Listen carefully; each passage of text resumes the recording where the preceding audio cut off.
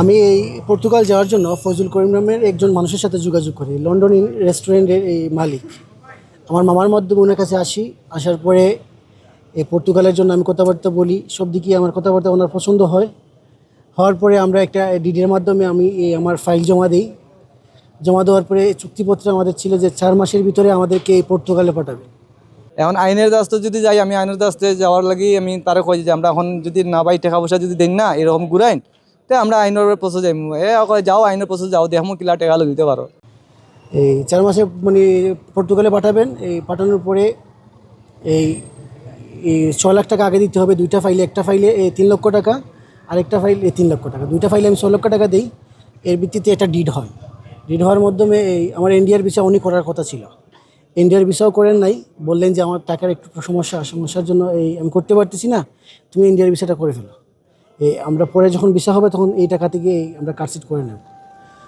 তারপরে আমি ইন্ডিয়ার ভিসা লাগানোর পরে 6 মাস যায়। 6 মাস যাওয়ার পরে আমার ইন্ডিয়ার ভিসার মেয়াদ উত্তীর্ণ হওয়ার কারণে তার লগে আমি যোগাযোগ করি যে আমার তো ইন্ডিয়ার ভিসার মেয়াদ গেছে, কি আপনারা এখন কিতা করবো, আমরা তো আইজ খাইল ফরসু করি আমার তো এখন তো হইল না, আমার ইন্ডিয়ার ডেটও লইল না এমবেসির, আমি যাইতে পারলাম না।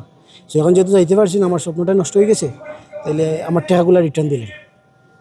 এখন এই টাকাগুলার ডেট করছে আইজ খাইল ফরসু করতে করতে আজকে বিগত 1 বছর যাবত আমার দৌড়াইতেছে। দৌড়ানির খাতিরে এক সময় লাস্ট টাইমে যখন দেখা গেছে তার লগে আমি একটু রাগারাগি করছি, এখন সেও তার রূপ বদলাই লিছে।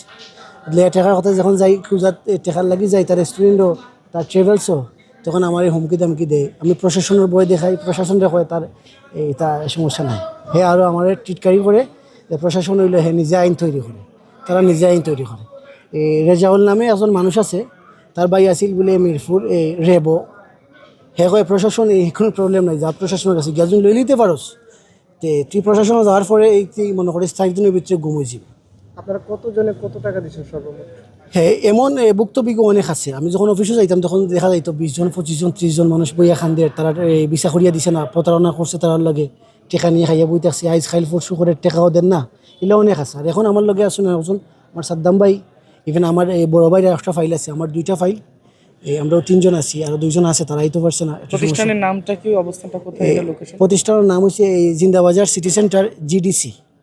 আর মেইন পরিচয় তার হইল গিয়া সিলেট ইন রেস্টুরেন্ট, এটা হইল নয়াচর। আমার ভাই দিছি 6 লক্ষ টাকা, আর সাদ্দাম ভাই দিছেন 4,25,000 টাকা। আপনার 6 লক্ষ দেওয়ার পরে আপনার কি কোনো টাকা রিটার্ন দেয়? জি না, এখন আমার কোনো রিফান্ড দেয়নি। না, এই 6 লক্ষ টাকার চেক যেটা দিছিল ফার্স্ট টাইমে আমার 6 লক্ষ টাকা তারা হার্ড কেসে দেওয়ার পরে ওই 6 লক্ষ টাকার চেক আছে, ডিড আছে আমার কাছে। ডিডটা কি দেখানো যাবে? হ্যাঁ, অবশ্যই দেখানো যাবে। রাজনৈতিক পরিচয় ব্যবহার? হ্যাঁ, অবশ্যই। আমি যখন আমার হুমকি দামকি দেয় তখন তার পলিটিক্যাল পাওয়ার দেখায়। কোন দলের লোক? উনি সম্ভবত বিএনপি করে, বড় বড় নেতার নাম তো সবার নাম খোয়া যান না, উনি তার নাম দেখাইছি বিএনপির দেখাইয়া তারা কথা কয়। ইভেন কয় আমার নামে সিলেট আন্তাজি মামলা দিলেইব, পুলিশ ধরাই আনিব। তার বাইকটা রেব আছিল, আমার রেব তো ওয়ান টাইম আমার ডাইনার, আমি ফোন দিলেই তোর গুম। রাজনৈতিক ব্যক্তির নাম বলতে? না, এই রাজনৈতিক ব্যক্তির নাম অবশ্যই বলছে, তার সিক্রেট। এখন আপনি থানা থেকে আমি আসছি, আমি সব বই বৃত্তি ব্যাঙ্গে আমি এখন ওসি স্যারের সাথে আসছি যে আমার টাকার জন্য, ইভেন আমার এই লাইবিলিটির জন্য আমি যে এই মুহূর্তে আমার কি করা উচিত। আমার টাকা তো গেল, এখন আমার জানের নিরাপত্তায় আমি নিজেই দিতে পারতেছি না, কখন যে কি করে বসে থাকে তারা, আমি কিছু বুঝতে পারতেছি না। মূলত আর কোনো লোভনীয় অফার দিয়েছিল আসলে, যে এতদিনের মধ্যে পাঠাই দিবে বা এরকম? হ্যাঁ, এটা তো চুক্তিনামায় আছে, 4 মাসের মধ্যে আমাকে দেওয়ার কথা। পর্তুগালে 4 মাসের ভিতরে আমাকে পর্তুগাল পাঠানোর কথা। D1 ক্যাটাগরির ভিসা, পারমিট ভিসা আর কি, ওয়ার্ক পারমিট। আমরা ওই জিটিসির টেবেলসে সিটি সেন্টার আমার নাম সাদ্দাম হোসেন। আমার ভাইয়ের জন্য আঁকি, আমরা পর্তুগালের জন্য আঁকি, ওনার সাথে আলাপ সালাপ করে, ফজল করিমের সাথে আলাপ সালাপ করে টাকা পয়সা দিছিলাম। তো দেওয়ার পরে আজকে দীর্ঘদিন হয়ে গেছে, ওই টেবেলসের ম্যানেজমেন্টের দায়িত্বে আছে আর কি। আর ওনার ভাইও আছে রেজাউল করিম, তারপরে আছে রেজওয়ান, ইমরান, ওরা আছে আর কি। তো ওদের মাধ্যমে টাকা পয়সা সব কিছু দেওয়ার পরে দীর্ঘদিন হয়ে যায়, কিন্তু টেবেলসের নাম হয়েছে গিয়ে জিটিসি সিটি সেন্টার জিন্দাবাজার। তো আজকে দীর্ঘদিন হয়ে গেছে, ইন্ডিয়ার ভিসা লাগাবে, এই করবে সেই করবে, কিন্তু এখনও পর্যন্ত কোনো ইন্ডিয়ার ভিসা হয় নাই। পাসপোর্ট আঠায়ের আছে, ডাকাতে নিয়ে গেছে আমার বাইরে, ডাকাতে নিয়ে পাসপোর্ট দিব, ইন্ডিয়ার ভিসা লাগাইব, কিন্তু কোনো কিছু করে নাই। আর উল্টা আরও কয় ডাকাত নিয়ে টাকা পয়সা আরও দাবি করে, কয় আরও টাকা পয়সা লাগবো, টাকা পয়সা দেওয়া লাগি। আমার আঙ্কেল গেছে তার লগে, আমার আঙ্কেলটাও খুব হুমকি দামকি দিছে এবং কি গালাগালিও করছে, খুব রকমের আর কি একটা অপমান করছে আর কি। করার পরে অন্তাকে তারা খুব হতাশা হইয়া আর কি সিলেট আইছে, কিন্তু এখনও পর্যন্ত পাসপোর্ট আটটাই, পাসপোর্ট এখনও পর্যন্ত দিছে না। আর আমরা টাকা দিছি সর্বমোট 4,15,000 টাকা। কতদিন আগে দিছেন আজ থেকে? 1 বছর হয়ে গেছে, 1 বছর। 1 বছর হয়ে গেছে। ডিট আছে, চুক্তিনামা আছে, চুক্তিনামা অনুযায়ী একটা চেকও আছে, 4 লাখ টাকা একটা চেকও দিছে।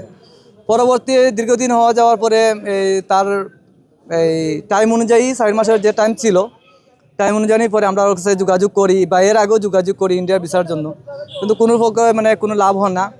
পরে আমি সিটি সেন্টারের যে ব্যবসায়ী সমিতি আছে সেই সমিতির সাথে আর কি যোগাযোগ করি। যোগাযোগ করার পরে ওরা আমার সবাই একটু হেল্প করে, হেল্প করার পরে ওই তাদের সাথে আলাপ করে, আলাপ করার পরে আমার 3টা তারিখে 3টা চেক দেয়। এই 4 লক্ষ টাকার 3টা তারিখে 3টা চেক দেয়। চেকগুলো আছে আমার কাছে। চেক দেওয়ার পরে আমি এই তারিখ অনুযায়ী আমি ব্যাংকে যাই, ব্যাংকে যাওয়ার পরে দেখা যায় যে কোনো টাকা পয়সা নেই। পরবর্তী তারা ফোন টোন দিলে সে ফোন রিসিভ করে না। তো দীর্ঘদিন এরকম ফোন দিতে দিতে হঠাৎ ফোন ধরে কয়ে আমার ফোন দিস না, ডিস্টার্ব করিস না, এরকম বিভিন্ন রকমের অজুহাত দেখায়, বিভিন্ন রকমের আমার আজকে দিচ্ছি, কাল দিচ্ছি, পরশু দিচ্ছি, এরকম কইয়া দীর্ঘদিন যায়। তখন আমি আবার সিটি সেন্টার মালিকের ব্যবসায়ী সমিতির সাথে আমি যোগাযোগ করি। যোগাযোগ করার পরে ওরা আমাকে বলে, ভাই আমরা তো অনেক চেষ্টা করছি, আর কি করবো, আমার তার কিছু করার নাই, এখন আপনারা আইনের রাস্তায় যান।